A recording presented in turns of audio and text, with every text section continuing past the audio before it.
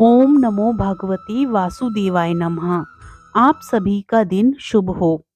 भगवान श्री हरि की कृपा आप पर सदैव बनी रहे। आज हम श्रवण करेंगे माघ मास महात्म्य कथा अध्याय 1। प्रेम से बोलिए श्री हरि विष्णु भगवान की जय। एक समय श्री सूत जी ने अपने गुरु श्री व्यास जी से कहा कि गुरुदेव, कृपा करके आप मुझसे माघ मास का महात्म्य कहिए, क्योंकि मैं आपका शिष्य हूँ।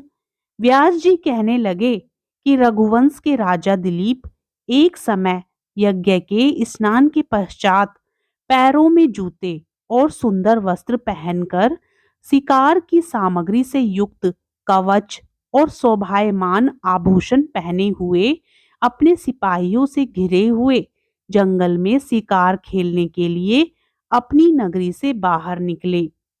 उनके सिपाही जंगल में शिकार के लिए मृग, व्याघ्र, सींग आदि जंतुओं की तलाश में इधर उधर फिरने लगे। उस वन में वन स्थली अत्यंत शोभा को प्राप्त हो रही थी।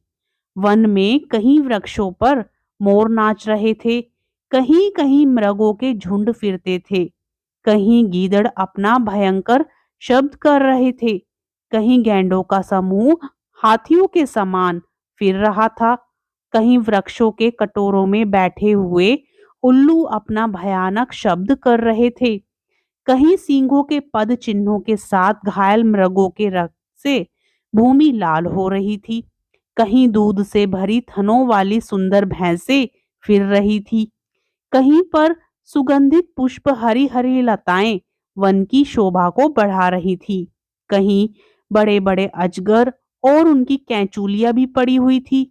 उसी समय राजा के सिपाहियों के बाजे की आवाज सुनकर एक मृग वन में से निकलकर भागने लगा और बड़ी बड़ी चौकड़ियां भरता हुआ आगे बढ़ा। राजा ने उसके पीछे अपना घोड़ा दौड़ाया, परंतु मृग पूर्ण शक्ति से भागने लगा। मृग कांटेदार वृक्षों के एक जंगल में घुसा और राजा ने भी उसके पीछे वन में प्रवेश किया, परंतु दूर जाकर मृग राजा की दृष्टि से ओझल होकर कहीं निकल राजा गया। निर्जन वन में अपने सैनिकों सहित प्यास के मारे अति दुखित हो गया।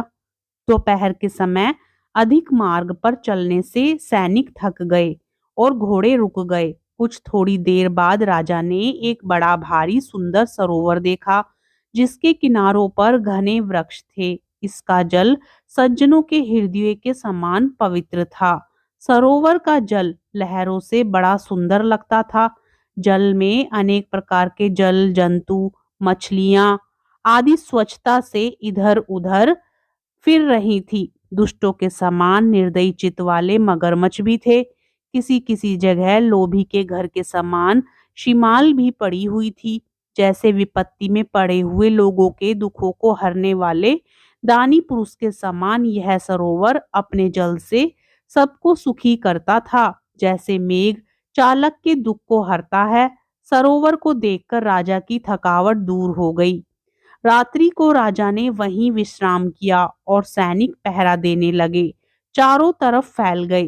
रात के अंतिम समय में शूकरों के एक झुंड ने आकर अंतिम समय में पानी पिया और कमल के झुंड के पास आया। तब शिकारियों ने सावधान होकर शूकरों पर आक्रमण कर दिया और उनको मारकर पृथ्वी पर गिरा दिया। उस समय सब शिकारी कोलाहल करते हुए बड़ी प्रसन्नता के साथ राजा के पास गए और राजा प्रभात हुआ देखकर उनके साथ ही अपनी नगरी की तरफ चल पड़ा। रास्ते में एक तपस्वी को देखा, जिसका शरीर तपस्या और नियम के कारण बिल्कुल सूख गया था, जो मृगछाला और वल्कल पहने हुए था।